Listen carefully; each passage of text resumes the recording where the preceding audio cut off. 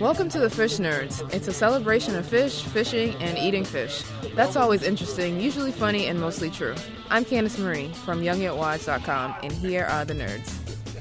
I'm Clay from the Fish Nerds podcast, your host. And who are you? I am Phil Belcher. I do a little bit of fishing. That's pretty much it. I run Anglers Informer. I also have a Facebook page, Phil Belcher Outdoors, on Facebook as well. But I happen to just do a little bit of fishing. Yeah. Now, Phil, you're understating yourself. You do a lot of bit of fishing, and you manage to do that fishing with having like 19 children. And I'm always amazed at how you fit your fishing in around your family. Like, you do your family stuff all day, and then you fish kind of all night, and you sleep at work? When do you sleep? Pretty much. Thankfully, I don't require a lot of sleep. And that may change as I'm getting older. I'm in my early 30s now, and it's starting to catch up with me a little bit. I work a regular 9 to 5 job, and then go home after 5 o'clock and do my family stuff. And then kids go to bed, wife goes to bed at usually like 9 o'clock, and I'm out the door usually fishing till 1, 2 in the morning, go home, sleep for a bit, and do the same thing the next day. It's amazing. So, yeah, understated as far as that. By the way, it's your birthday today. It is not. It is due. It's totally your birthday. No. Isn't September. It? No. Oh, it came up on Skype. Today's Phil's birthday. Oh, really? Yeah. All right. Hey, Phil, Happy New Year. This is airing on the 2nd of January, so it'll be 2017 when people hear this. And I want to hear, what is the best fish you caught in 2016? What's the fish you're most excited about? Oh, that's a really good question. It is. Well, I'm going to tell you mine while you think of it, because I'm excited about it. Okay, sure. So this year, as you know, I became a fishing guide. Congratulations. Well, yeah, it's been a very weird transition. Some people who have been close friends of mine have now kind of been backing away. People who I used to fish with now are less interested in talking to me, which is weird. And other guides, and I didn't expect that. But I've been taking fishing more seriously because I want to make money at it. And when you make money at things, you usually take things a little more seriously. And this year, I caught my personal best brook trout through the ice.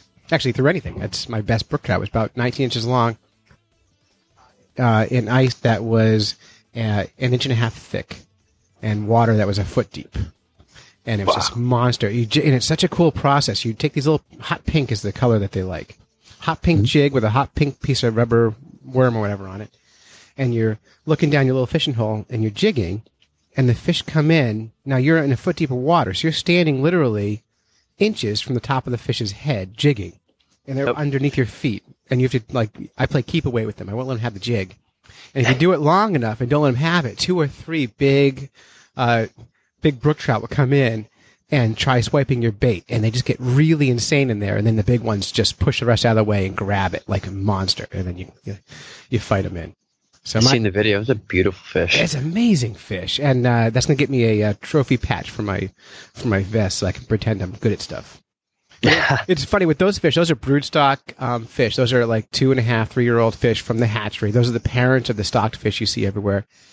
And the whole notion of like a trophy fish to me is really funny because it's really luck. It's not like I worked really hard today for that trophy fish. I was jigging in a hole and a trophy fish bit my bait. It could have been any fish, and anyone could have done it.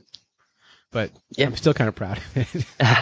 You should be. Yeah. A lot of it's luck, and some of it's it's still luck, but right place, right time. That's luck. Using the right gear, on that day. Oh, I will tell you though, the pink. Everyone else who was jigging around me that day was using like Swedish pimples and traditional stuff and putting traps out. Nobody else was catching fish except for people using pink. So me and my friend Vinny, that was it. There you go. There's the scale, pink. That's the one thing you need to know.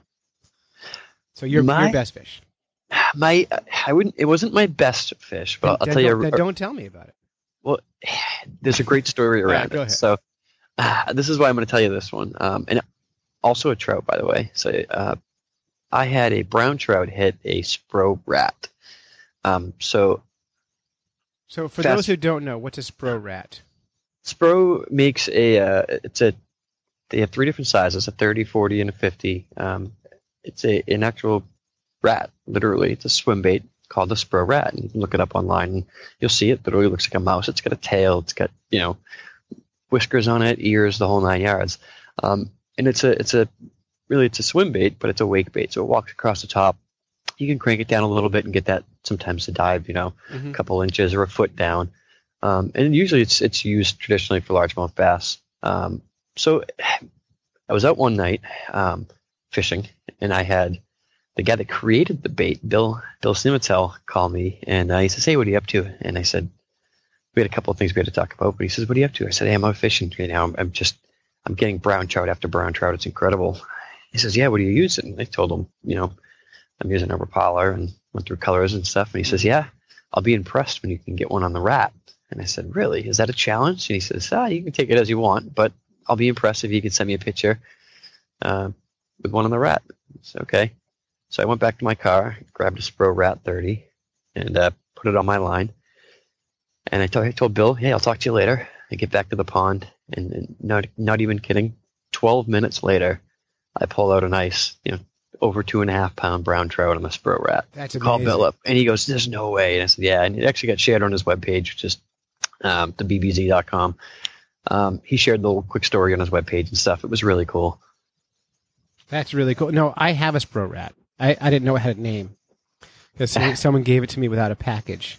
And throwing that thing's insane. I don't have heavyweight gear, but in the one I have it's like 7 inches long. It's a giant. And that would be 50. Yeah. Yeah, and they're way fun to throw. And it's really fun is I throw it at a lot of pickerel ponds. Mm-hmm. And the pickerel have terrible aim. They're not good at eating things. And just to watch the fish slapping at it, trying to catch it as it comes across the water, it's just pure joy. So they're really cool. That's a good story. Yeah, it's a lot of fun. It's fun to catch fish on things that they shouldn't be eating. I have a friend who catches trout using bass gear all the time. That's his go-to. Yep. That's cool. That's a good one. Yeah, it was very exciting. Wow, that's really good. Well, before we get into the meat of this stuff, we got another review on iTunes. I always like to share our iTunes reviews, and one of the best ways that new fans find us is through iTunes. And so if you like our show, go to itunes.com and leave us a review. And this was from Juan234. He gives a 5-star review. That's the only right review to give us. In fact, if you're going to give us less than that, just don't bother. He says, "I listen to this every time I'm at work. Can't get enough of fish in the news or random stories you guys tell. Keep up the good job. Much love from Texas." So we're getting some love from Texas. That's pretty cool. No, I was just in Texas. What were you doing in Texas? I was doing some work stuff down there. I was in western Texas near Midland, Odessa area. Yep. And I tried looking for water, and there's no water it's out like there. A desert. Oh God, there was. I really did think before I went. I'm like, I'm gonna find some cool stuff to do while I'm out there. I was out there for 5 days. I'm going to try to find a lake to fish. I'm going to try to find something cool to do. And I couldn't find a lake to fish because it's just a desert. But I did find something cool to do. What'd you do? Yeah. I didn't do it. I found something cool to do. You could have. But I found something really cool to do, but I didn't have time to do it, unfortunately. I ended up working about 5 20-hour days. It's called the Carlsbad Caverns. I've heard of these. In Carlsbad, New Mexico. Oh, it's beautiful. You take like an elevator under the earth and go into these giant, massive caverns. It was about 2 hours west of where I was in Midland, but I didn't get to go. I had to work too much. Don't you wish when you're away traveling for work they would give you like 3 extra days and some extra money to go and play while you're there, just so you can enjoy the space? They totally should. Yeah. I mean, but yeah, I was really looking forward to it, and that was like my only plan was like, all right, if everything goes good, I'm going to go over here and spend a couple hours. It was a 2-hour ride, of course, so I had to take at least a half a day to do so. But I was really, really looking forward to it because it's absolutely beautiful. But work happens. It's real life. Yeah. we can't all just have tons of money and travel for free. So someday, someday, yeah. All right. So hey, Phil, the reason you're here though is not because you like to fish and talk about fishing. That's just part of it.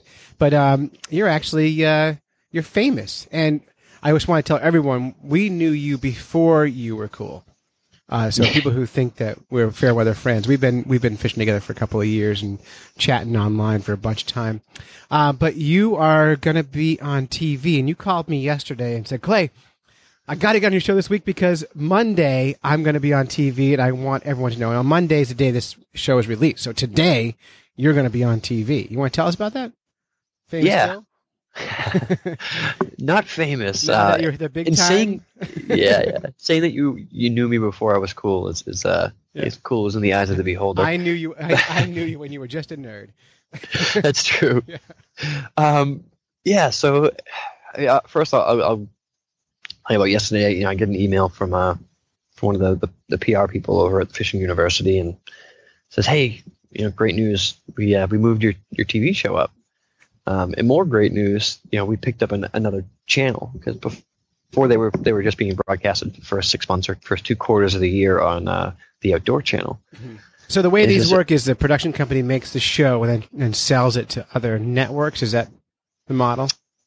From my understanding, yeah. I mean, the Fishing University has been on. This is the 31st season. Wow. It's been on TV. Mm-hmm. Yeah, so it's been around for a while. The host, Ray Brazier and Charlie Ingram have been doing this stuff for a long time. But so yeah, get the email and it says, "Hey, great, we're going to be on another TV network. We're also going to we've got the dates for the show, and your first airing is January 2nd, which is today, of course. But I was just told that on Friday, so I had 3 days. So I was like, oh man, I was expecting mid-January, late January, and I mean extremely excited about it. But it was just like, wow, that's doesn't give me a whole lot of time. So No, I mean, it's funny because you called me a couple of months ago and were telling me about this, and you were saying, "Oh, don't worry, we'll have plenty of time to promote it when it's ready." Yeah. And then it's like, now we're going to hurry and do it. So it's Fishing University. So that's at fishingu. That's just the letter U.com. www.fishingletteru.com.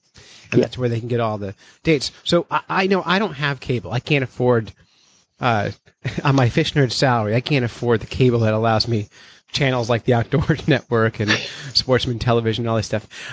What is Fishing U? I've never actually heard of it until you called me.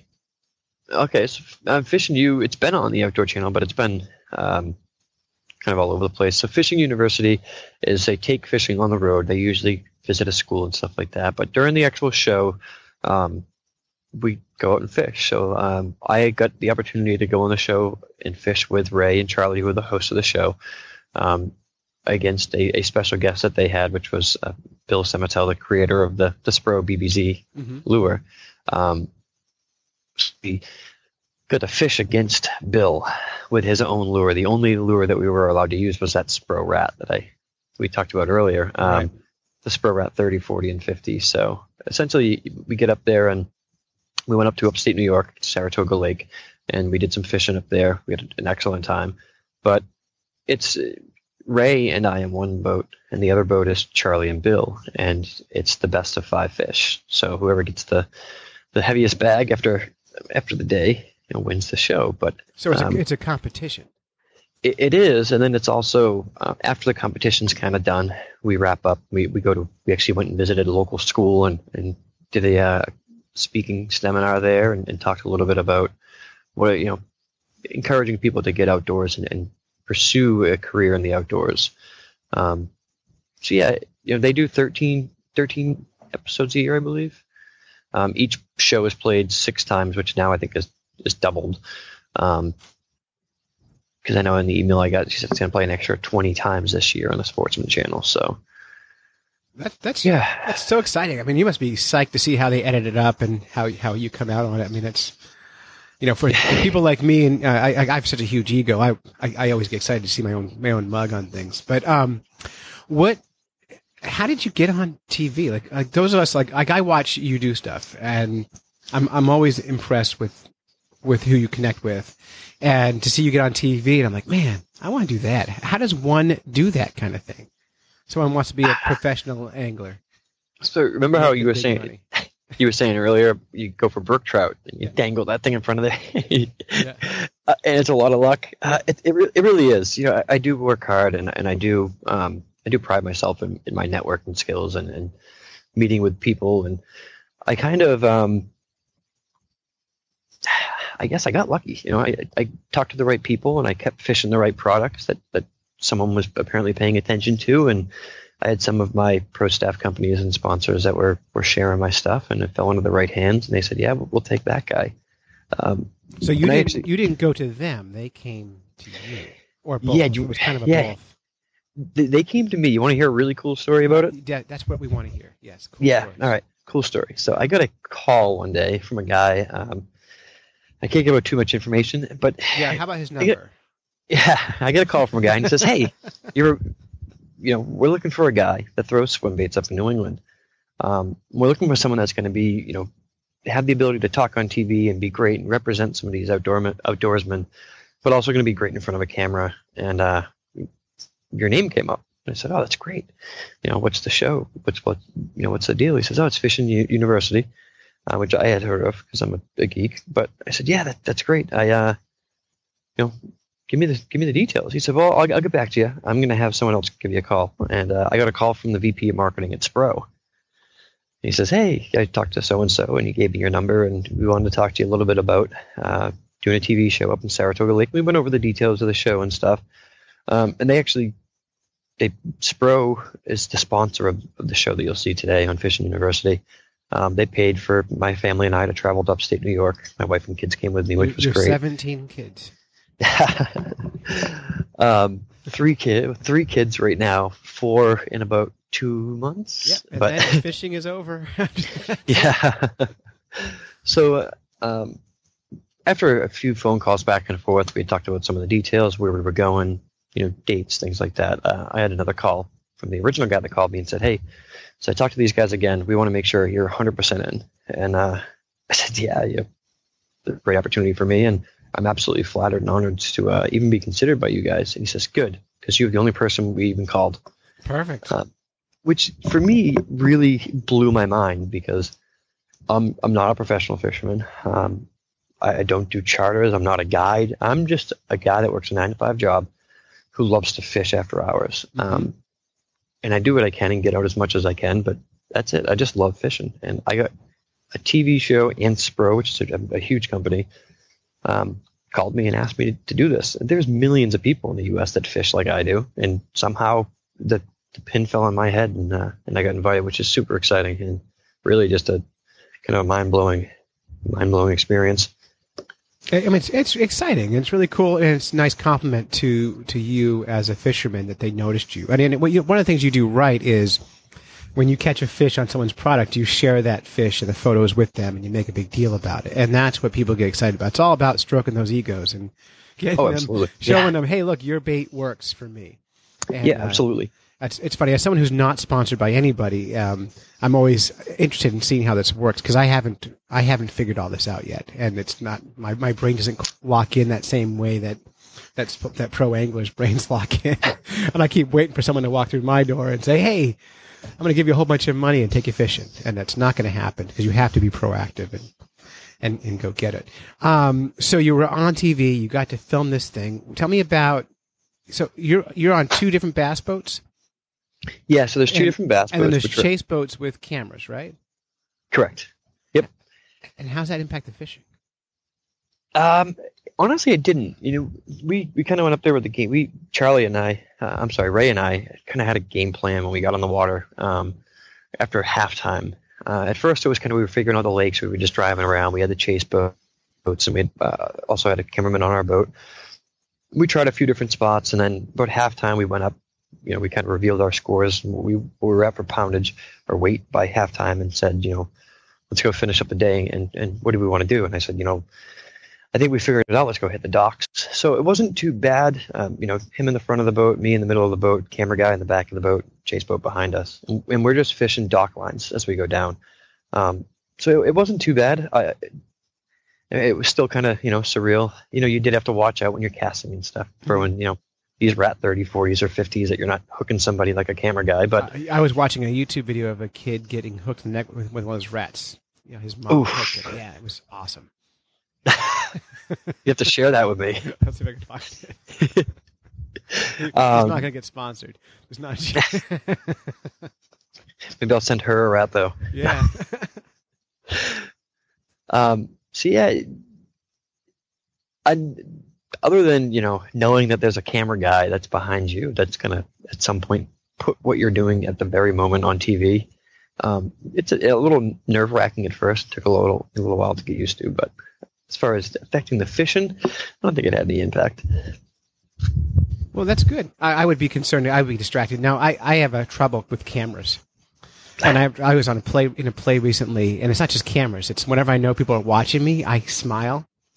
Like I can't help it. Like it's this instinctive thing you get when you're a kid. It's like I was in a play recently, and I was playing the Reverend, which is a relatively serious role. And I walk on stage, and the entire time, I'm a terrible actor, by the way. No one should ever hire me to act. But I walk on stage, and the whole time I'm delivering my lines, I am fighting the urge to just have a giant smile on my face. And I think if I was on a TV show, I'd be doing the same thing. I'd be looking at the camera and mugging at it and smiling and wrecking the whole show. So, I tried so hard. I tried so hard because you know they tell you kind of want to ignore the camera. You don't want to make it look like everything's set up and fake. You just ignore it, pretend it's not there. Right, but doesn't ignoring it also is that unnatural feeling too? Like it is. It is. Someone's not next to you. Right, ignoring the elephant in the room kind of thing. Yeah, it's like all right, I'm trying, and then every once in a while, like I'd get in a comfortable spot where I'm just fishing, I'm just doing my thing and fishing. And then I'd look over and see a camera guy. Go, oh shit, what did I do? Did I do anything embarrassing the last 2 or 3 minutes? Yeah, I start picking your nose. Yeah, that was really itchy.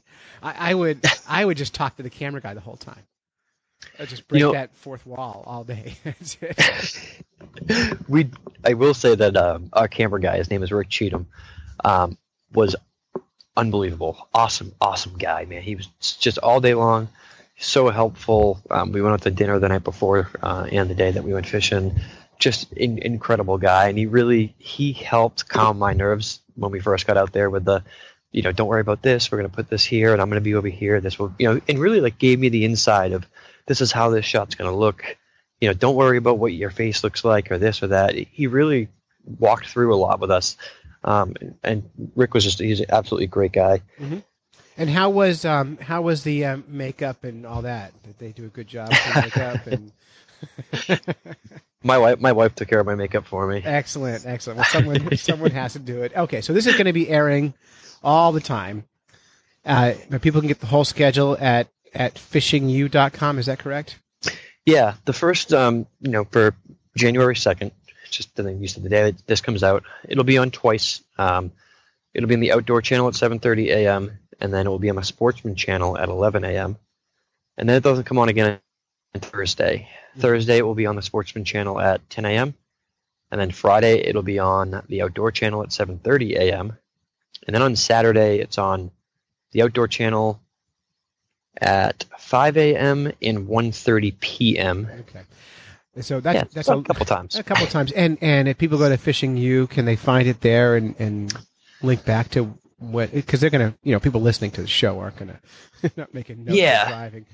Yep. So if you go to fishingu.com and then there's a link up top, a tab up top called Show Schedule. It'll be on there, I believe. I'm there right now. And it's called Fishing U, right? Correct. Oh, this is the 2016 schedule. Yeah.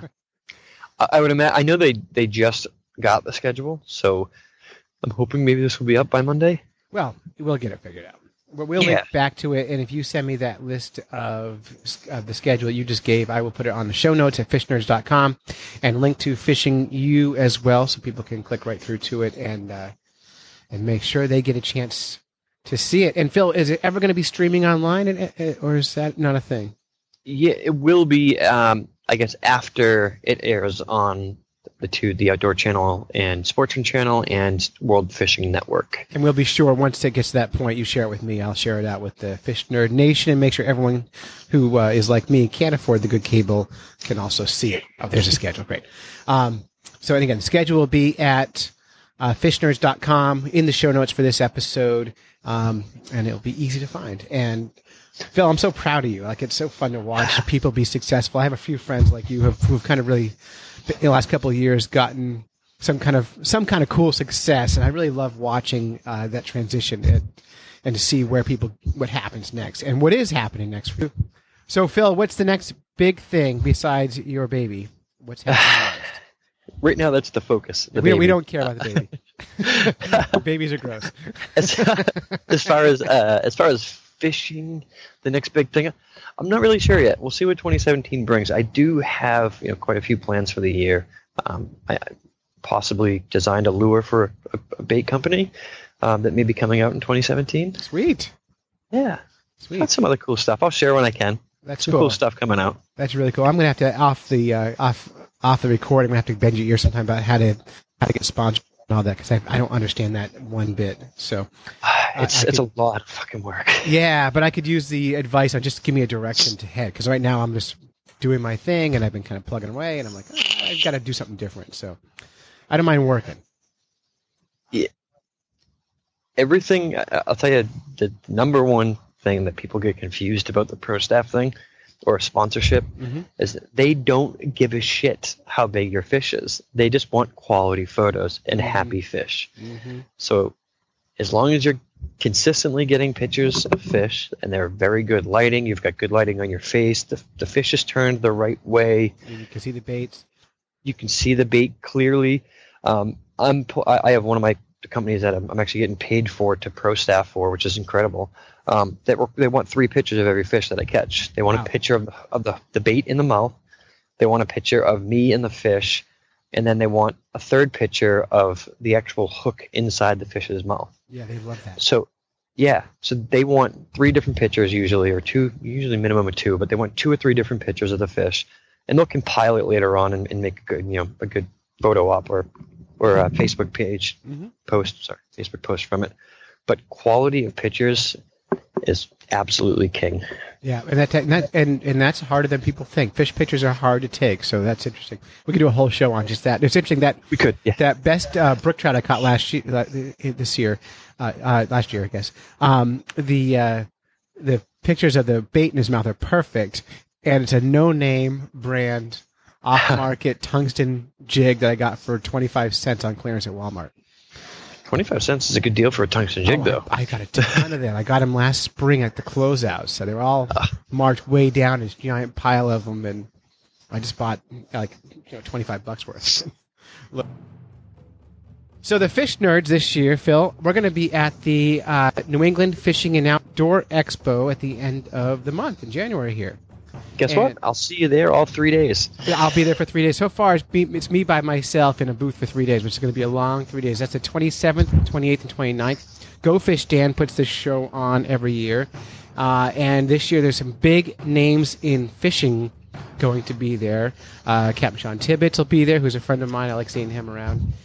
You're going to be there, right? Yeah, I'll be there all 3 days. Yep, I'll be working the hog tank again this year. Hog tank, cool. I'm going to be there, and let's see. I think Mike Iaconelli's going to be there. I'm going to try and grab him for the show. Is he going to be there this year? He is. He's at the Bass University. Oh, that's right. Yes. Yep, his pictures on the website. The website is nefishingexpo.com. So, and Phil, you're going to be there, and you have some big news you want to share. Yeah, so it's not giant news for the show, but huge. It's really cool. The biggest news. I'm on TV in the beginning of January, at the end of January. We got this awesome show in New England Dan Kenny puts on every year, and I will be there. And I will be there representing a new rod. So I had spent this year with a rod company, Tsunami Rods, who's mainly a freshwater company, looking at how we can make a swim bait rod, a rod that's specifically designed for swim baits. And I tested 8 or 9 different models and different blanks to find kind of the perfect composition for a swim bait rod, which is, in general, if you don't know what a swim bait is, they're much heavier. Like that Aspro 50 Rat that you have, they've got a couple ounces on them. So you need a rod that's got a big one on it. You can throw those bigger baits. It's like throwing your kids' toys. It's like a tongue. Yeah, exactly. So I spent this year coming up with this rod, and after couple of tweaks and going through all these different rods, we're actually pushing the rod for the first time this year as a swim bait rod, kind of get my face on the forefront of it, which is great.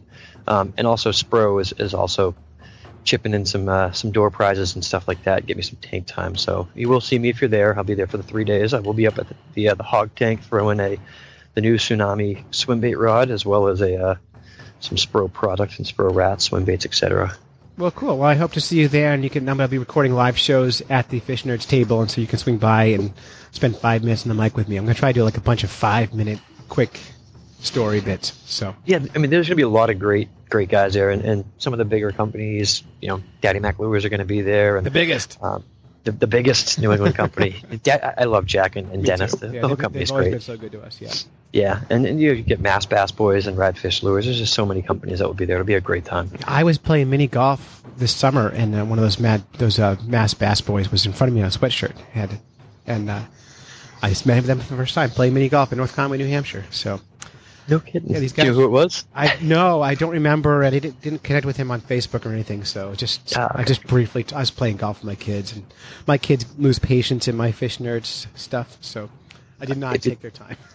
They've got a great following on social media, and early they're a great group of guys. And I'll bring Jason, who's the owner, the creator of the Mass Bass Boys, over at the show, and maybe you can do a 5-minute intro with him. He's a great guy. Sounds good. Anyway, so for more information, go to nefishingexpo.com, and that's the end of January 27, 28, 29. And we're going to be there, and you should be there too. It'll be tons of fun, and you'll get, for $10, you get a whole day of entertainment. Easy. That's a good deal. Yeah, and there will be Line Cutters is going to be there too. And I know you've done Vance a few times in the show recently. Vance is my new best friend, apparently. Yeah, he's the man. I've been with him for well over a year now. I'm probably closer to 2 years now on his pro staff team, and he is an incredible guy. He works hard, and so yeah, I'm excited to meet him. He's fresh out of Shark Tank with a big win there, and it'll be great. So. New England Fishing, nefishingexpo.com. Be there, or or go fishing, I guess. I don't know, but be there. We're going to be there, so you should too. All right, we have a new segment on the show, brand new, called Guides Corner. Michael Frank from Columbia, South Carolina, is our new guide correspondent. Michael Frank runs franksflyarts.com. And you can find more information from him at that website I just mentioned. And you can hire him if you're traveling to South Carolina. But here's his new segment.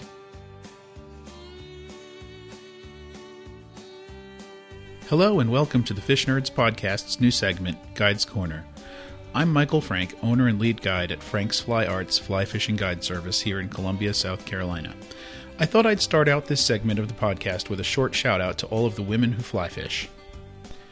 I started my guide service with the intention of exposing people to a trout fishery that had been here for 35 years, as well as to the landlocked striped bass population that makes the Saluda, Congaree, and Broad Rivers its home here in Columbia.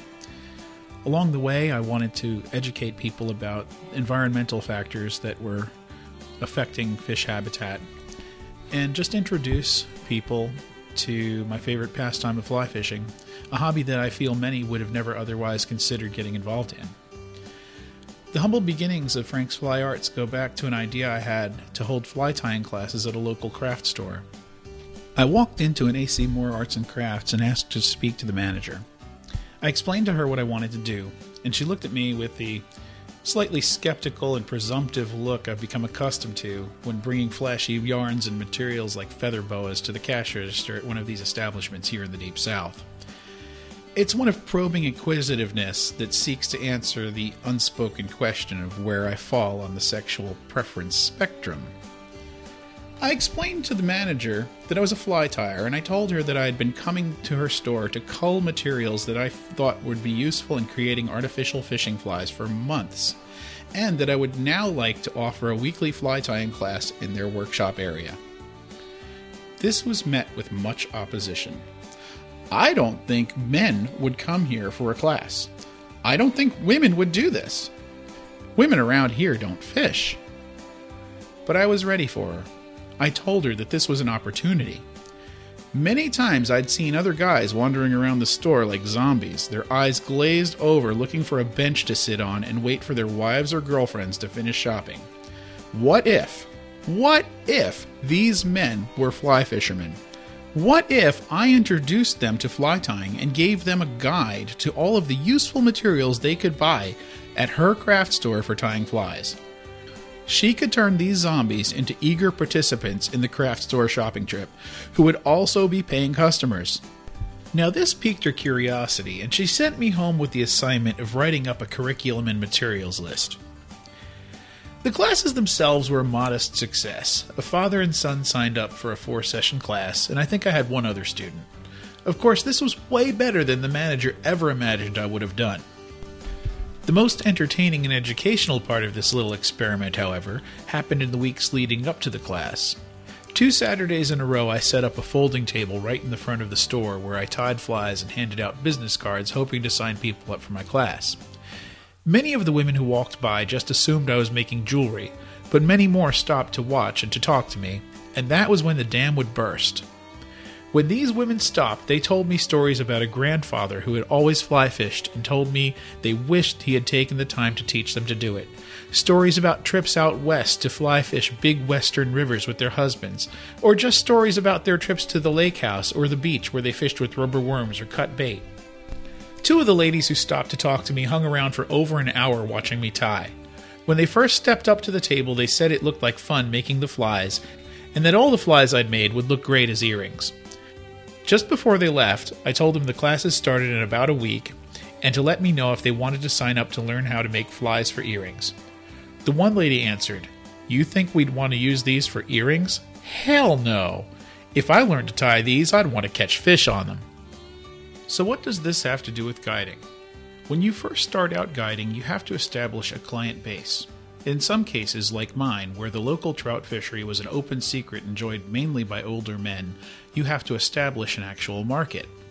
First, you should know that many of your clients may come from non-fishing backgrounds, and be ready to promote to this market in unique ways. Be ready to spend time getting out to meet potential clients and patiently teaching about your pastime, even before you're on the water with a client. Second, as we heard in the podcast about guiding mishaps, being a successful fishing guide generally comes down to customer service. Understanding the needs of your clients goes a long way to helping you provide the excellent customer service that leads to those repeat bookings we all hope for. In future shows, I plan to interview some of my female clients and a friend and neighbor who I've fished with for about a year now, to try to provide any of you who are thinking about guiding with insights into what fisherwomen want from a guided trip.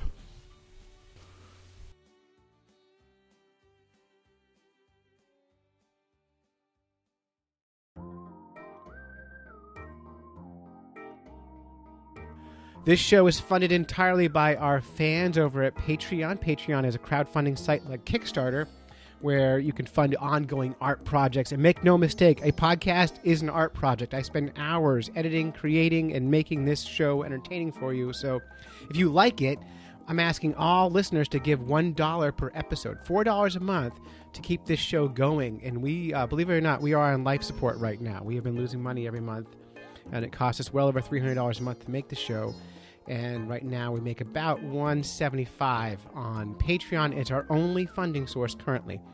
So if you want to keep the show going, go to patreon.com/fishnerds and give us a freaking $1. Phil, you give us money, right? Of course I do. Why do you give us money? Because you told me to. See, there it is. No, you guys are great. I love the show that you put on. I look forward to every podcast when it comes out. I'm trying to find the time to listen to it. I enjoy it. It's great. It's entertainment. I mean, for what I've paid a lot more money to do a lot sillier things in less time. You guys give us usually a great show, exceeding a half hour that's entertaining, well worth a couple of bucks a month. Yeah, easy money. And again, if you give a small amount, it doesn't hurt your bank account. But if a lot of people do it, it really helps us. And again, we're on life support. So if you want the show to go, you have to support the show. And I'm not doing this to be like, to be funny. We need the show to keep going. I love making it, but I just can't afford to keep paying for it. So, help us out. Give us $1. It's not a big deal. FishNerds.com for more information on that, or just reach out on Facebook to us. And I guarantee you the Fish Nerds podcast is the most interactive of all shows. If you reach out to us, we always talk to everybody. And so we're here. It's your show. Keep it going.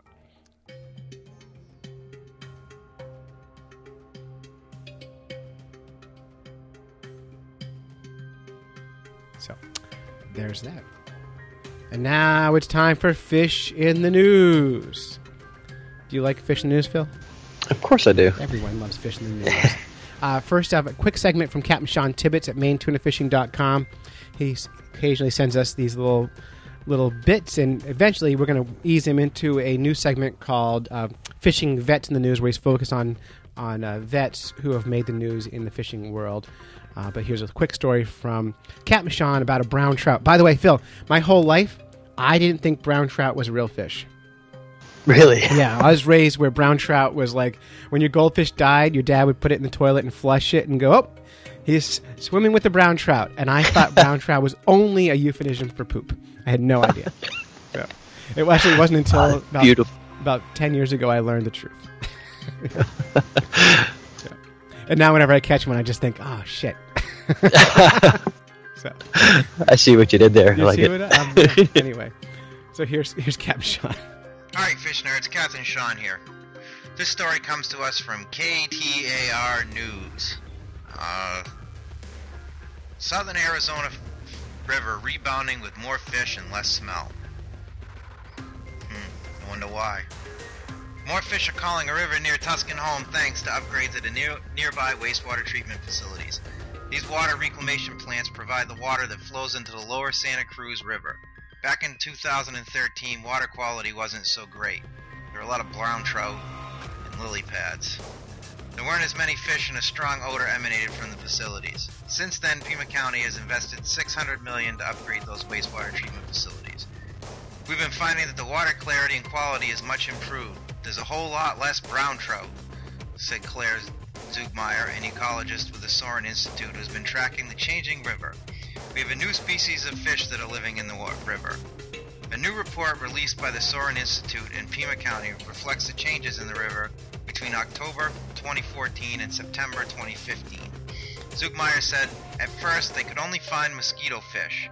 Now they're finding common carp, green sunfish, and black bullhead. In addition, the rotten egg smell that once enveloped the area has now been significantly reduced. To see clear water and be able to see fish and turtles in the water, it's a treat, and a lot of people don't get to do that regularly.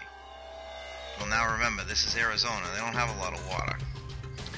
Zugmeyer said these recent changes have made the river healthier. It's also helped Pima County water supply. The water does not flow as far downstream because most of it is seeping into the county aquifers where it is stored as groundwater. Wonder how well that groundwater was before they fixed the sewage treatment plants.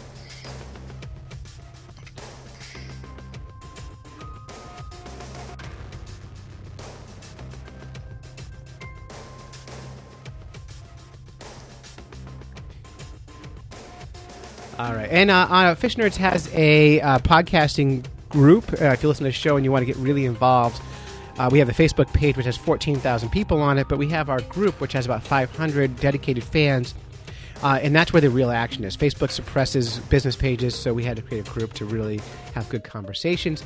Jeff Donaldson shared 2 Fish in the News stories with us this week, and Phil and I are going to run them down for you today. And the first one's called Fish in Space, and this is from Scientific American, and it's the first fish in orbit.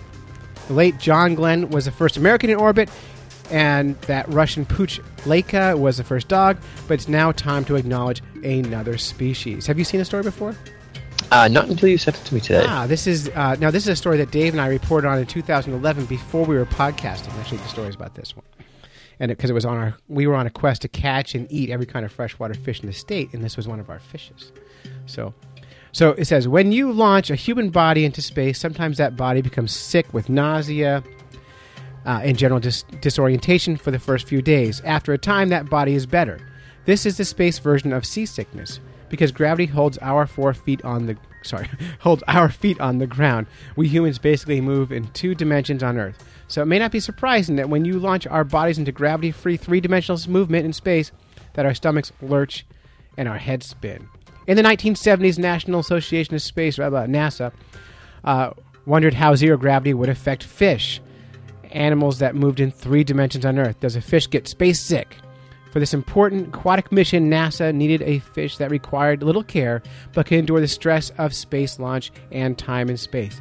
NASA's first considered the goldfish, but they were not tough enough. NASA instead chose a drab, humble minnow found in salt marshes called the mummichog. Do you know this fish?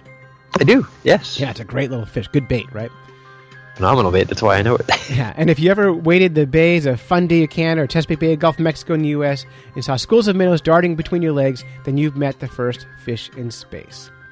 Now, Dave and I ate this little fish, Phil. Did you know? You probably know that story. I followed them, yeah. Yeah, and we made what's called chognog.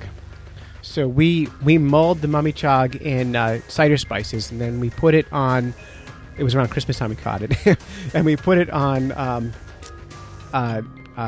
what's that? Oh, eggnog. And then Eggnog, poured rum in it and drank it on live television. And it was a terrible thing. Don't ever do that. I'll take your word Yeah, for I'll it. put a link at fishnerds.com if you want to watch that video.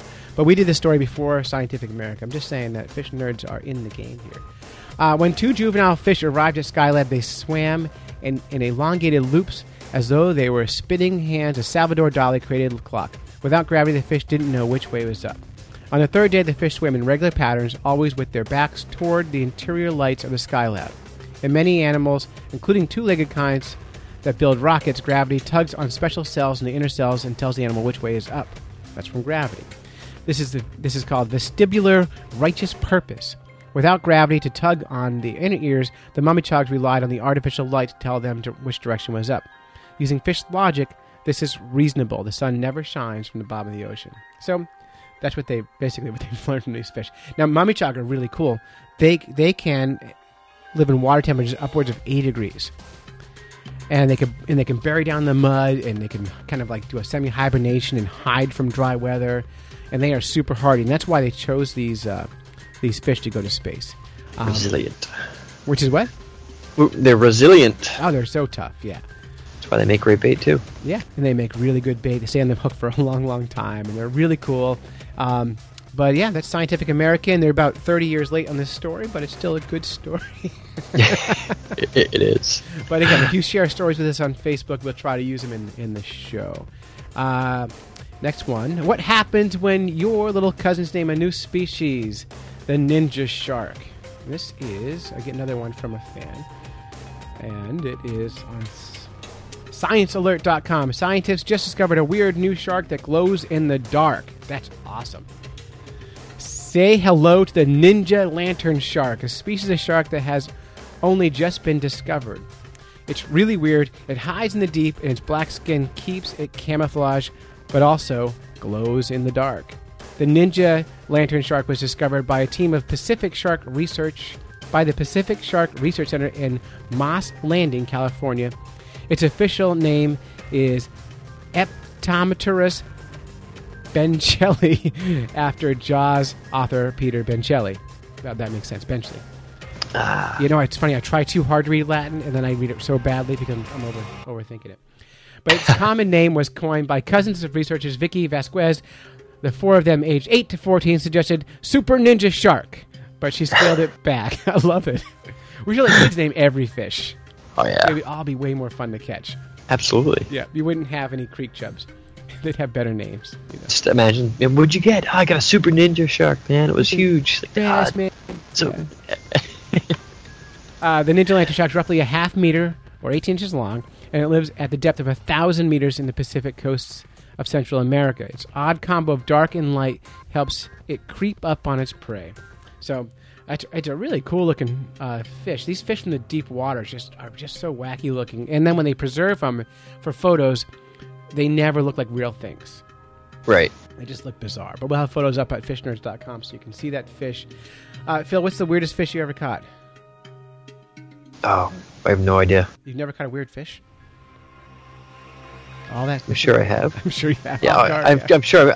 I'm sure I've caught weird fish, but I may have caught them more than once. Now they're not weird anymore.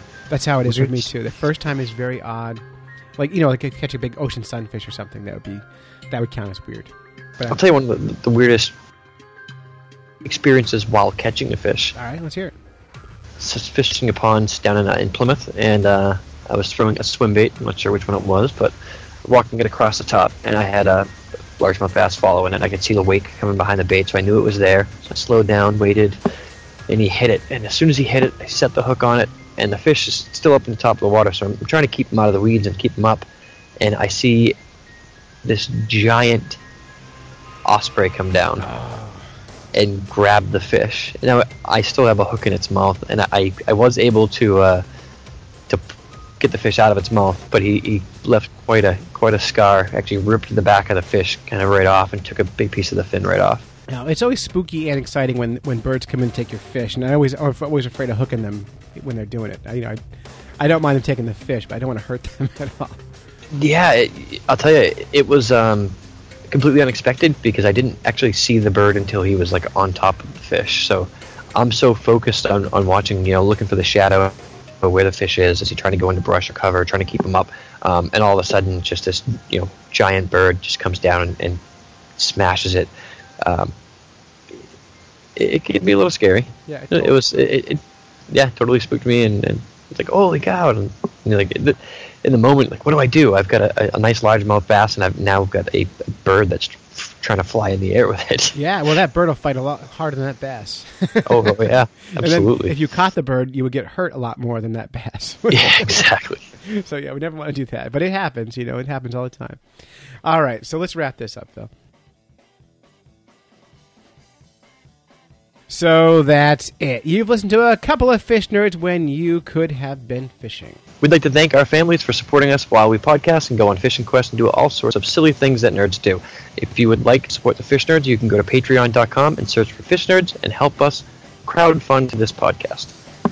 Special thanks to Michael Franks from franksflyarts.com, Captain Sean Tibbetts from maintunafishing.com, and of course Phil Belcher Jr., who's going to be a big-time TV star, whose show you can be found on fishingu.com. And until next time, follow the code of the Fish Nerd. Spawn early and often. Avoid free lunches with strings attached. Swim against the current every chance you get. That's it. We're done.